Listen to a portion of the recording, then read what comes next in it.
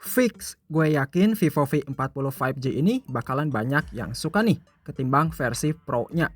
Karena sekarang dari segi fitur dan speknya jauh lebih oke ketimbang V30 5G versi reguler. Karena seperti yang kita tahu kalau V-series terbaru ini bakalan hadir secara resmi ya. Nah, yang kemarin nahan-nahan belum beli V30 5G, mungkin sekarang waktunya nih buat beli versi yang regulernya aja.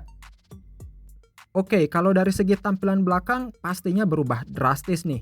Sekarang model kameranya mirip kayak kaca pembesar gitu.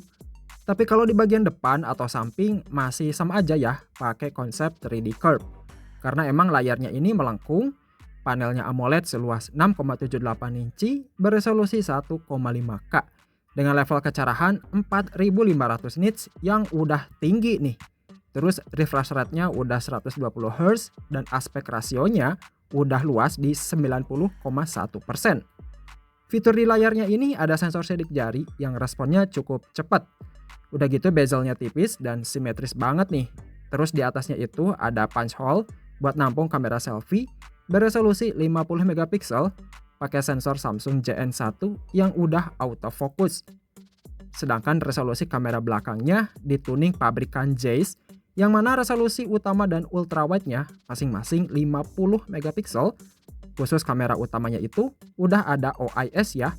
Nah, kalau kamera HP yang udah ada tuningan Zeiss, otomatis racikan fitur kameranya tambah mantep.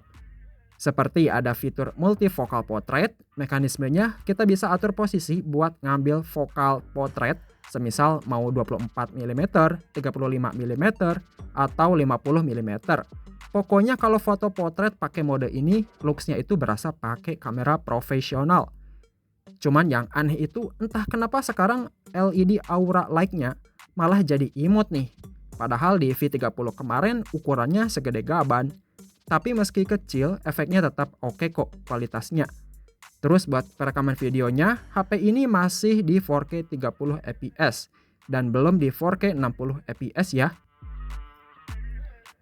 Selain performa kamera yang ciamik banget, di V40 5G chipset yang dipakai udah kenceng, pakai Snapdragon 7 Gen 3 berfabrikasi 4 nanometer. Chipset midrange ini nggak bisa dianggap remeh guys, karena skor Antutu benchmarknya aja bisa dapat di 800 ribuan poin. Yang dipadukan sama opsi pilihan RAM mulai 8 sampai 12 GB, sedangkan varian storage-nya mulai 128, 512, dan 512 GB. By the way, slot micro SD dan lubang 3,5 mm udah nggak ada ya guys.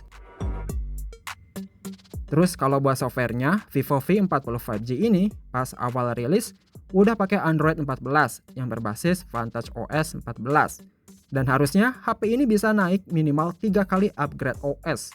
Ditambah fitur spesialnya yang dibawa udah stereo speaker nih. Akhirnya, terus ada sertifikasi IP68 tahan air, lalu koneksinya NFC, Bluetooth 5.4, dan Dual 5G. Kemudian di sektor baterai juga ternyata Vivo pinter nih. Bodi setipis gini bisa nampung kapasitas 5500 mAh yang didukung fast charging 80 watt. Dan Vivo ngeklaim baterainya ini bisa kuat sampai 1600 kali cycle pengisian. Dan baterai health-nya masih bisa tahan di 80%-an dalam pemakaian jangka panjang. Wih, auto awet nih. Kemudian soal harganya, sebagai contoh di sini gue ambil harga di pasar India dan global. Nah, varian terendahnya aja dijual mulai 7,6 sampai 9,3 jutaan. Menurut gue sangat wajar ya, karena HP ini bisa dibilang all-rounder banget. Jadi nggak berat di satu aspek aja. Kemungkinan harga di sini bisa aja harganya nggak jauh beda lah.